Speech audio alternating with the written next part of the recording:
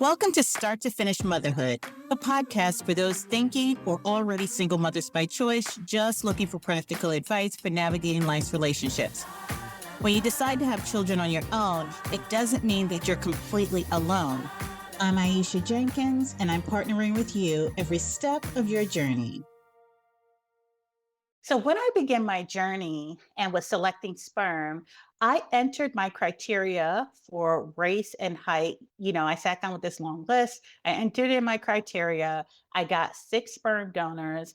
And then when I selected from those 6 sperm donors that were open ID, I got 2 donors returned to me. And that was back in 2013. So in 2025, almost a year to the date, I did the same search again and then using the same sperm bank and the same criteria. And this time around, I got 12 donors, and all 12 donors were open ID donors. So there has been an enhancement to either the way that the bank is sourcing sperm donors, or more donors are choosing to be open ID donors. But I also see that the sperm bank that I used has merged with another sperm bank. So that could play around with the number of open ID donors. Now, up to this point in my parenting journey, I have still never been mistaken for the nanny. My children have always been assumed to be my children when we're out in public. Both of my children look Black, they identify as Black, though some Black SMCs said that they look racially ambiguous. My children might have a different experience if I'm not with them.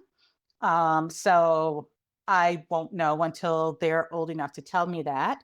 I don't think so, but I don't think that I care enough to respond to those assumptions about how my children look. And that is something that I still hold the line on today. But you'd be surprised how many people feel comfortable commenting about a child's look, a child's appearance, their height, their weight, their hair, their eyes. And I'm just astounded that they are not able to talk about children without talking about physical features, right? So when I see somebody's children, I'm like, oh my gosh, like you are so smart. I love having conversations with you. Or you are such a big girl. Look at you, playing that game or playing with the phone. It challenges some people to not focus on physical appearance and to talk about the things that the children do well. So yeah, I still hold the line on that.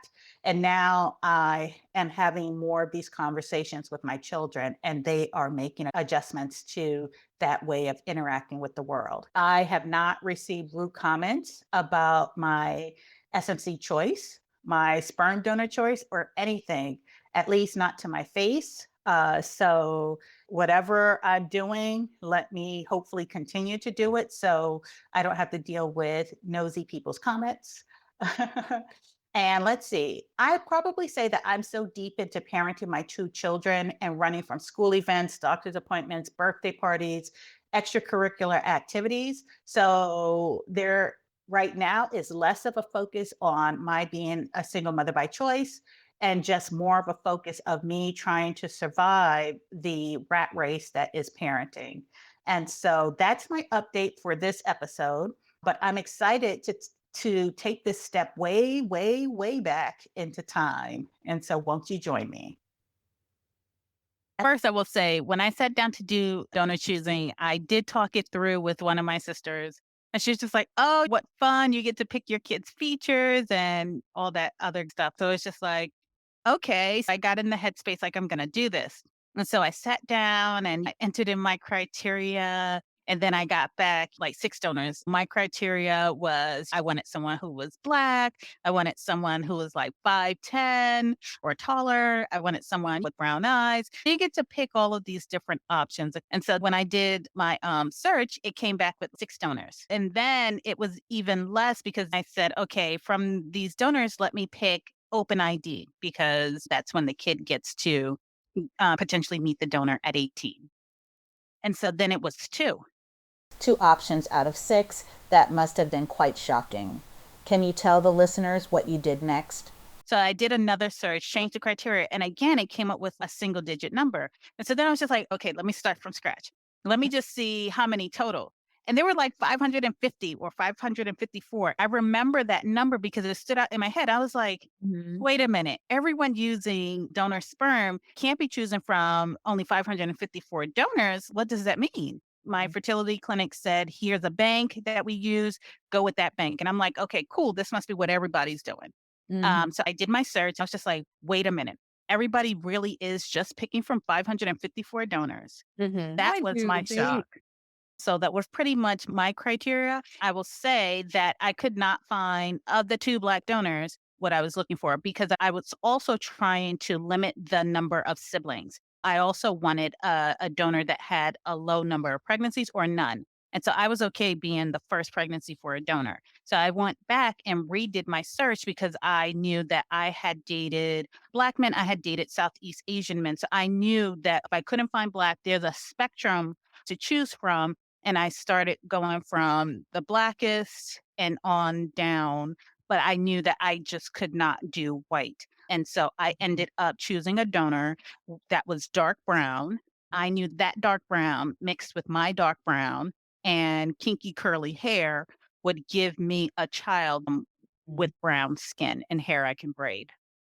And so that was important to me. How did you handle any rude comments or judgments from others regarding your choice of using a donor?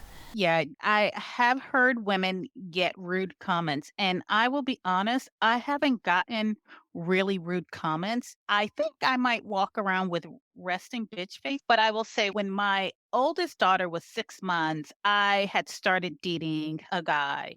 Once I shared that I used a donor and he'd gotten to meet my daughter, he was just like, oh, there's no way that anybody who would see us all three together would assume that I was her father, that we could make that baby, Mhm. which was because who said you were gonna be around that long? Mhm.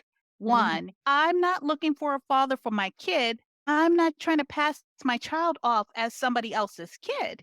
So the audacity of that assumption, I am a little bit sensitive about being judged for my choice. I did have that in mind when I chose the donor that I chose because I wanted to make sure my daughter looked like she belonged to me. I did not want to be assumed to be the nanny. I didn't want any of the extra drama on top of being a single mother by choice.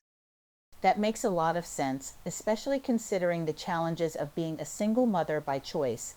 How do you feel about embracing the SMC path fully? It's just fully embrace the SMC path. And yeah, some of Mhm. us envision finding a partner later in life, but who knows what that partner is going to look like? Who knows who that partner is going to be?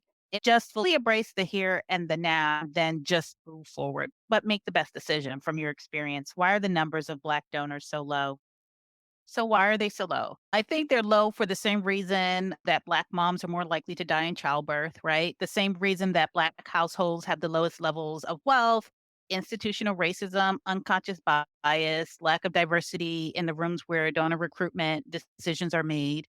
The large cryobanks are not necessarily recruiting where Black people are. I will tell you just from my own professional experience, when I talk about HBCUs, historically Black colleges or universities, white people don't know what HBCU stands for. So if these are Um, the same people that are in the rooms making the decisions about where to recruit today, if HBCU is not part of their lexicon, they're going to say, let's go to Penn State or let's go to UC Berkeley or something um, like that. There's the other aspect of it with the Tuskegee experiment, right? Even if you were to go on a college campus and you were to get a group of Black people, how many of them would not be aware of the historical significance of the Tuskegee experiment and people coming at you with needles wanting your goods, right? And so it's like, how do I know that you're just taking something out of me and not putting something into me, right? So, yes, I get it.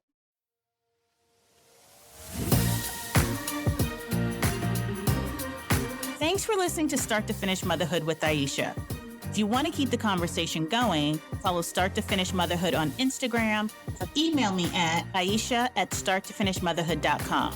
If you love this episode, please share it with anyone who's thinking of becoming a single mother by choice, anyone who's already parenting as a single mother by choice and just looking for advice on navigating it all, or a friend or family member who's looking to support someone else's single mother by choice journey. Until next time, bye now.